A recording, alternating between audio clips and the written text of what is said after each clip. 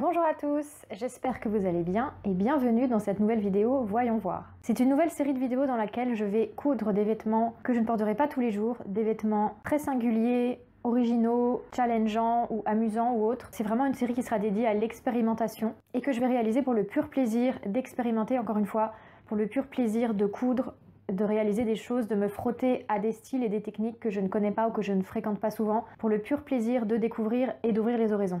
Pour ce premier épisode, j'ai choisi de coudre la robe Elysia de Roberts Woodkit. Pour vous expliquer un peu la genèse de ce projet, je suis tombée il y a environ un an sur une vidéo d'une Canadienne, une youtubeuse canadienne qui s'appelle Wendy, donc sa chaîne s'appelle With Wendy. Une vidéo dans laquelle elle cousait une robe uniquement à partir de chutes de tissu, parce qu'elle voulait vider son stock, et elle avait choisi la robe Elysia, dont je vous parle aujourd'hui, qui est une robe destinée à être cousue dans des chutes de tissu, comme tous les modèles Roberts Woodkit. Roberts Woodkit, c'est une marque créée par une jeune femme qui propose des bas, des hauts, des robes et des accessoires, tous à coudre selon la méthode du patchwork. Ces modèles sont très étudiés, très travaillés, assez trend aussi, c'est assez pointu au niveau stylistique. Et depuis que j'ai vu la vidéo de Wendy, je pense beaucoup à ce patron, j'ai très envie de le coudre, et c'est ce que je vais faire aujourd'hui. La robe Elysia, la voici.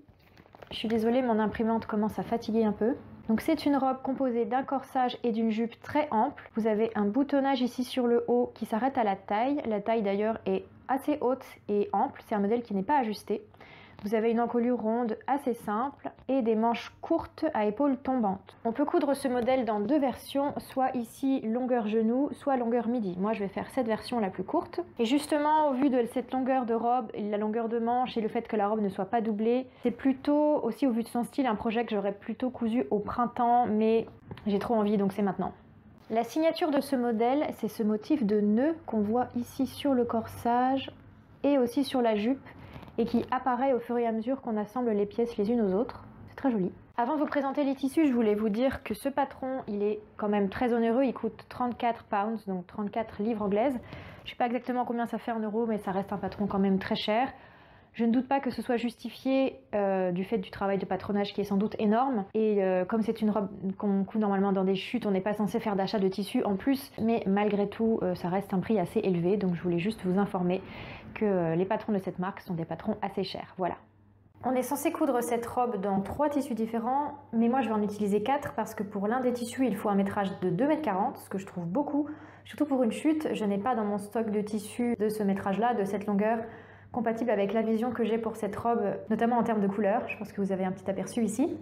Et donc je vais diviser ce coupon de 2,40 m en 2 coupons d'environ 1,20 m et donc travailler avec 4 designs au lieu de 3, mais ça va aller. Pour ce projet, je vais mélanger des chutes et des tissus neufs. Je ne vais pas me mettre forcément le challenge de coudre cette robe uniquement dans des chutes. J'ai juste envie d'obtenir quelque chose qui me plaît et qui me fait envie. J'ai très envie d'une certaine association de couleurs pour ce projet, vous allez vite voir laquelle. Et donc je n'ai pas pris des tissus au hasard. Et je vais commencer avec cette magnifique soie rouge vif. Elle est un peu orange pour vous, j'ai l'impression qu'elle est un petit peu saturée. C'est un vrai rouge fatal, hein. C'est un rouge très vif, elle est très très belle. C'est une soie magnifique avec des reflets satinés. Ça, ce sera le tissu pour le fameux motif des nœuds. Donc ça, c'est un tissu neuf. J'ai aussi cette chute pour le coup de lin rouge vif. Là encore, vous voyez pas tout à fait la bonne couleur. C'est un rouge vif mais pas aussi saturé que vous le voyez là, pas aussi orange ou aussi rosé. La caméra prend difficilement le rouge, je ne sais pas pourquoi. En tout cas, vous imaginez un rouge vif qui est une toile de lin que j'avais achetée chez Stragier et dans laquelle j'ai coupé une veste tailleur dont je vous parlerai dans un prochain Vilain Couture. Ça, c'est une chute, il m'en reste peut-être 1,20 m. Voilà, ça c'est le deuxième tissu. Et je passe aux autres. J'ai ensuite cette viscose rose à fleurs que vous reconnaissez peut-être. C'est un tissu dans lequel j'avais coupé ma robe rose que j'ai faite il y a un bon moment maintenant. Cette robe, je ne la portais pas parce que la ligne de taille était un peu basse et parce que j'avais fait une jupe froncée, un grand rectangle froncé mais pas assez grand. Et donc j'étais un peu bloquée dans la marche, j'avais pas assez d'ampleur dans la partie jupe. Et donc ne portant jamais cette robe, mais comme elle était doublée, j'avais beaucoup de travail dedans, j'ai eu absolument la flemme de tout défaire et refaire. J'ai donc détruit cette robe, il faut dire les choses telles qu'elles sont, et j'ai récupéré le tissu de la jupe qui est donc ce très joli crêpe de viscose dans des tons de rose. Il y a beaucoup de roses différents d'ailleurs, il y a du rose, du bébé rose comme ils disent en anglais, baby pink, il y a du fuchsia, il y a du corail, il y a toutes sortes de petites choses. C'est un tissu très très charmant que j'avais acheté chez Lady McElroy, je ne sais pas s'il est encore en stock. J'ai pile ce qu'il faut, donc au moins tout le coupon va y passer et je n'aurai pas perdu mon tissu. Et enfin, cette popeline de coton fuchsia, là elle est franchement fuchsia. Je l'ai achetée il y a très longtemps, je l'ai depuis des lustres. C'était l'époque où j'achetais du tissu un peu à tort et à travers. Je l'ai acheté sans penser que c'était une couleur que je ne portais quasiment pas. Ça fait des mois que j'ai essayé de la vendre et personne n'en veut, donc elle va partir dans ce projet. Je me réjouis beaucoup de faire cette association de couleurs entre rouge et rose. Ça fait longtemps que j'ai envie d'essayer, je trouve que c'est hyper réjouissant. C'est vraiment très joyeux, très gai. J'avais vraiment envie de couleurs vives et joyeuses pour ce projet. Bien sûr, inutile de vous dire que j'aurais pu faire une robe Elysia, voire deux, dans des chutes de bleu marine, mais ça aurait été beaucoup moins rigolo. Là, je suis vraiment, si je vous mets la soie rouge comme ça, je suis très emballée par cette association de couleurs et de matières. Et bien c'est parti pour la découpe. Comme j'utilise 4 tissus au lieu de 3, je me suis fait un code couleur de répartition des pièces en fonction des tissus pour que justement mes designs et mes couleurs de tissus soient répartis de manière équilibrée et harmonieuse. Donc je suis en train d'éplucher chaque pièce du grand coupon qui fait 2,40 m normalement pour savoir quelle pièce je coupe dans quel tissu et surtout dans quel sens, parce que certaines pièces je les coupe qu'en un seul exemplaire et donc il faut qu'elles soient coupées directement dans le bon sens. Bon là sur le lin rouge j'aurai pas de souci parce qu'on peut l'utiliser sur l'envers et l'endroit, mais ça marchera pas pour la viscose, donc il faut être bien concentré.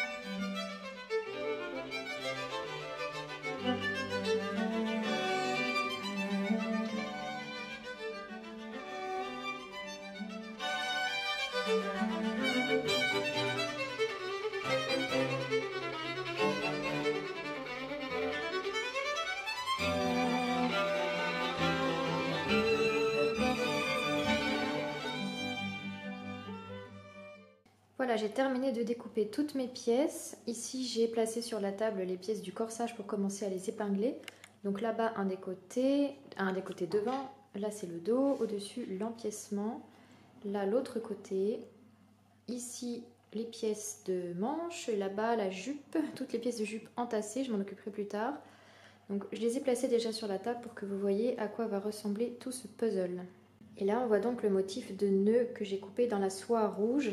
La principale différence visuelle entre les deux rouges vifs, ce sera que la soie est satinée, donc elle aura des reflets, alors que le lin est mat. Voilà, ici on voit bien le nœud aussi. Donc je vais commencer à épingler et je passe à la couture.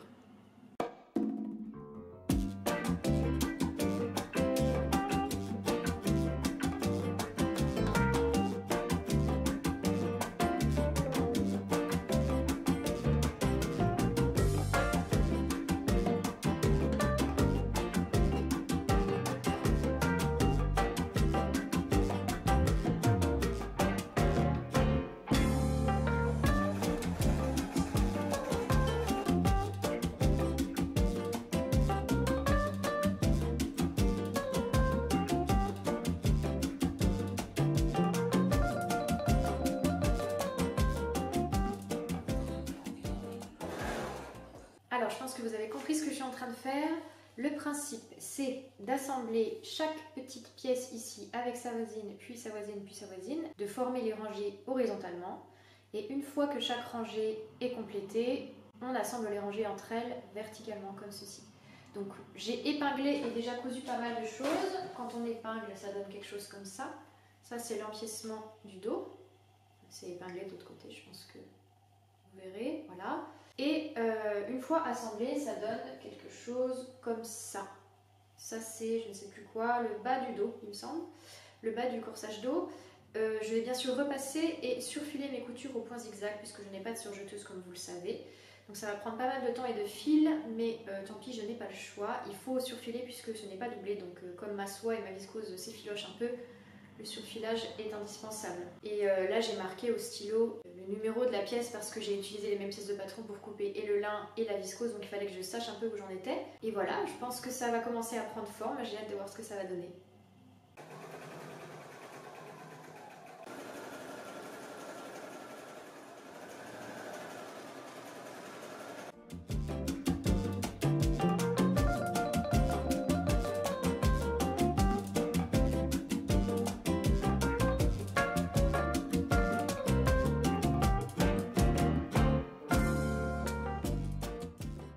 Je vous retrouve ce matin pour continuer à coudre ma robe Elysia.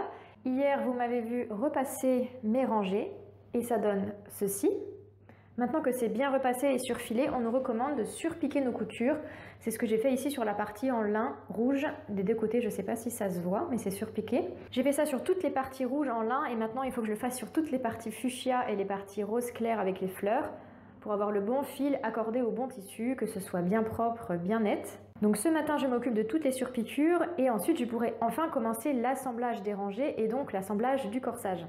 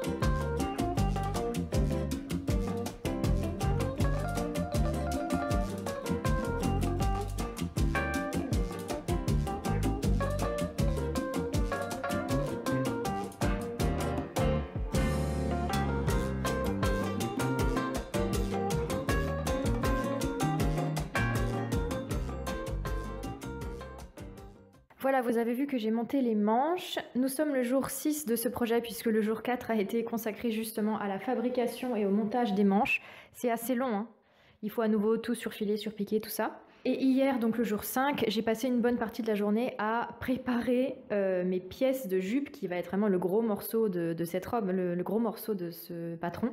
La dernière chose qui reste à faire sur ce corsage, c'est de faire la propreté d'encolure avec un biais et de former les pattes de boutonnage du devant puisque vous vous rappelez qu'il y a des boutons jusqu'à la taille. Ils ont une méthode un peu particulière, on coupe soi-même son biais, on le plie en 3. J'ai pas vraiment creusé la question, moi je vais faire une propreté au biais ultra classique avec un biais du commerce, j'ai pas du tout envie de m'embêter, c'est ce que j'ai fait sur les manches et ça a très bien marché. Vraiment, c'est très propre, il n'y a pas de problème. Si je vous montre la jupe, c'est ça là ce qui est en bas de la page. Donc il y a 4 rangées de 10 et 20 pièces pour la dernière. Dans ce patron, en tout, il y a 108 pièces de patron, 108 pièces de tissu à couper.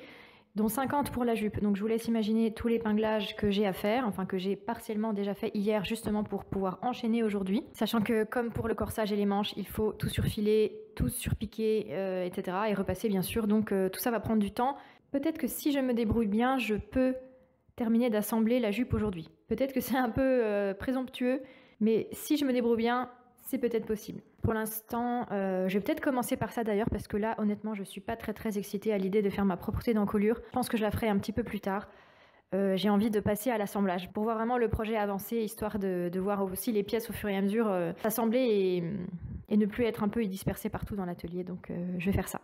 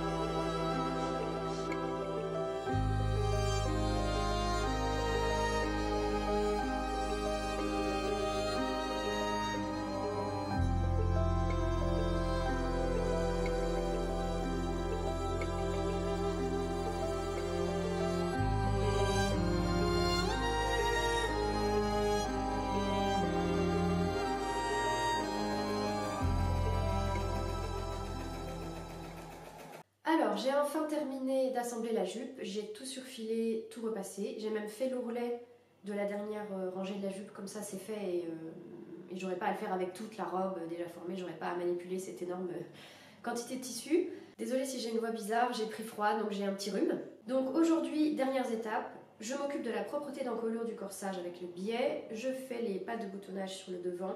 Je fais les boutonnières, là aussi ce sera beaucoup plus simple de les faire avant de rattacher la jupe qu'après. Ensuite je fais ma couture d'assemblage de taille et il n'y aura plus qu'à coudre les boutons. Donc je m'occupe de tout ça et je vous retrouve pour le résultat final.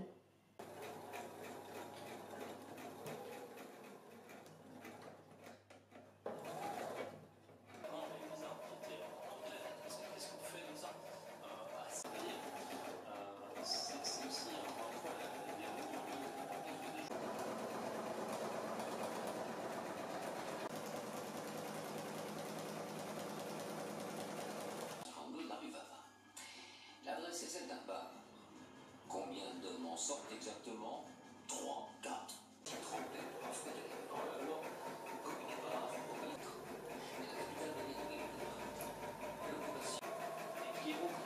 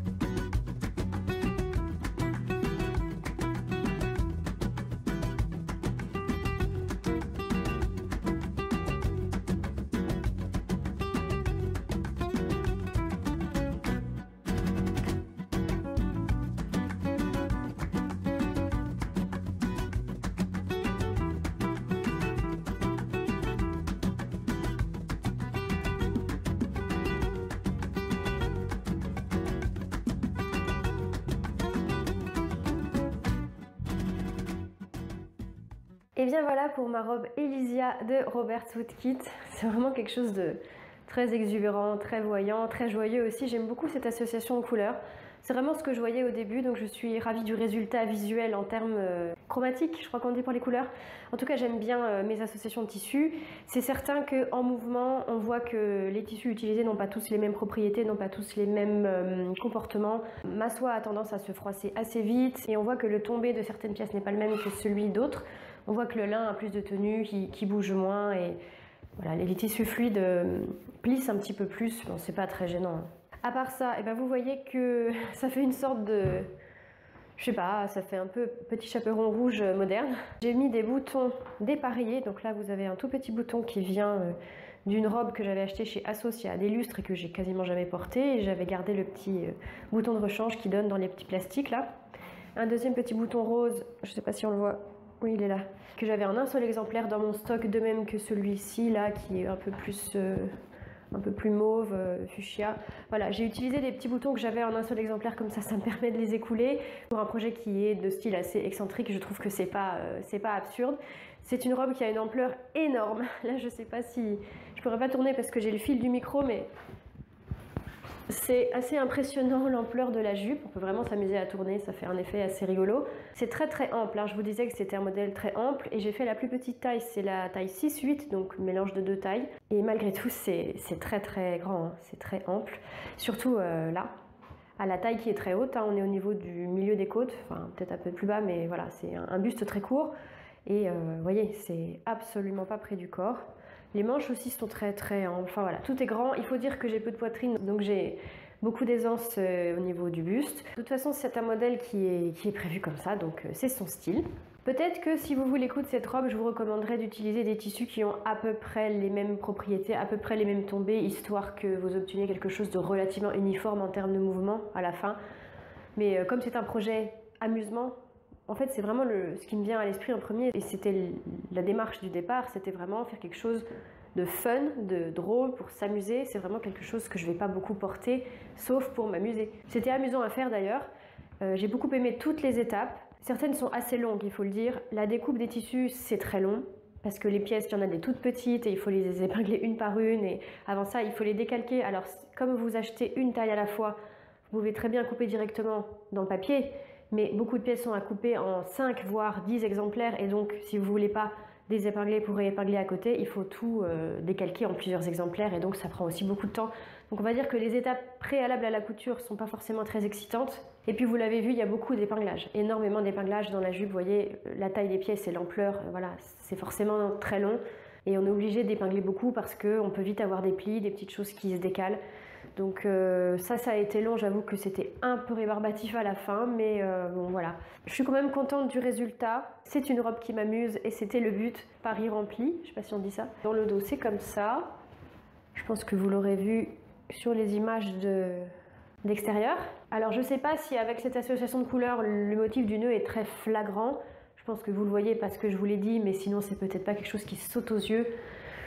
Tant pis, c'est pas grave. Et là, on voit bien les 4 rangées de la jupe et surtout la deuxième rangée avec les bandes étroites fuchsia qu'on retrouve là sur les manches des deux côtés. Pour le coup, mes manches sont symétriques. Peut-être que je pourrais aller danser un truc avec cette robe. Je ne sais pas quelle danse on danse avec ça. C'était un projet vraiment amusement pour égayer ce mois de novembre qui commence à être un petit peu difficile en termes de lumière et de température. Voilà, donc une fois de temps en temps je ferai une vidéo comme ça, voyons voir, une vidéo expérimentale avec un patron ou un style particulièrement singulier, original, histoire de découvrir des choses et de s'amuser à coudre plein de choses différentes. J'espère que cette vidéo vous a plu. Si c'est le cas, n'hésitez pas à vous abonner, à liker la vidéo bien sûr, à laisser un commentaire. Et puis je vous dis à bientôt pour une prochaine vidéo.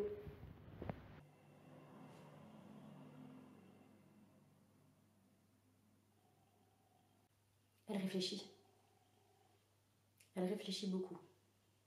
Un nounou?